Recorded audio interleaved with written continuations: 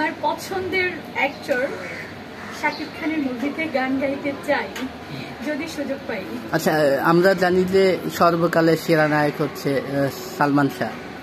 তার কোনো ভালো গান কি, এরকম কোনো গান কি আপনি গেয়েছেন?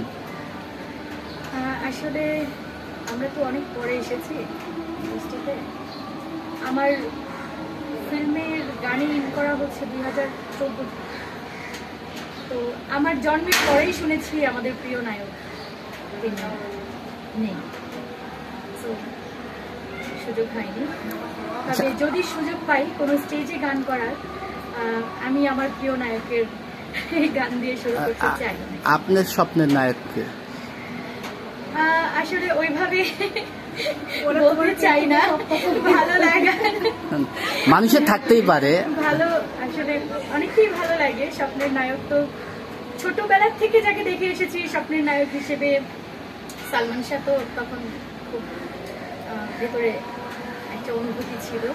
তারপর রুবেল ভাইকে অনেক পছন্দ করতাম, অ্যাকশন মুভির হিরো, সেও আমার একজন স্বপ্নের নায়ক।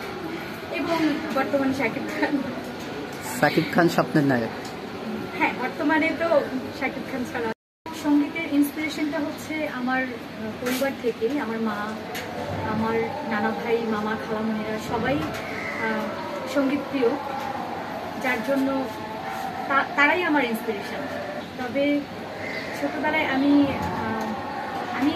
যখন বাসায় গান করতাম, আশেপাশের অনেকেই মানে ভিড় জমাতো আমার গান শোনার জন্য। মনে আছে কিছু আন্টি আঙ্কেল, ছোট ভাই বোন, বড় ভাই বোন অনেকেই আসতো আমার জানলার পাশে, বলতো এই আরেকটু জোরে গা, আরেকটু জোরে গা, ভালো লাগছে। আমি খুব ইন্সপায়ার্ড হতাম। রিলিজ হয়েছে কয়েকটা, তবে অনেক সময় কি হয় আমাদেরকে, আমরা জানি না যে কোন ছবিতে গেয়েছি, বা অনেক ইনফরমেশন আমার কাছে নেই।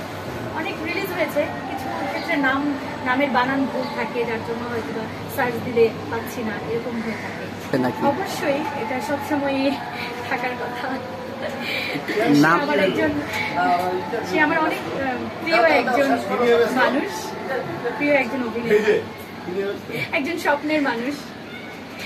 আর আরেকটি ইচ্ছা ছিল যে শাবনূরের মুভিতে গান করা, সেটা সৌভাগ্য হবে কিনা জানি, যে ডাক্তার, ইঞ্জিনিয়ার এই ধরনের কিছু হবে। সিনেমায় গান গাওয়ার ইচ্ছা ছিল। এটা ছোটবেলায় কার হাত ধরে প্রথমে গানে আসা, মানে ইচ্ছাটা কাকে দেখে প্রেরণা গানের? প্রেরণা বলতে গেলে আমার মা, আমার নানা ভাই, সেও সঙ্গীতপ্রিয় ছিল। আমাদের বাড়িতে অনেক গাজির গান, তারপরে এই ধরনের সঙ্গীতানুষ্ঠান হতো নানার বাড়িতে। তো নানা, খালামণি, মামা, আম্মু এদেরকে দেখে আসলে ইন্সপিরেশনটা পেয়েছি।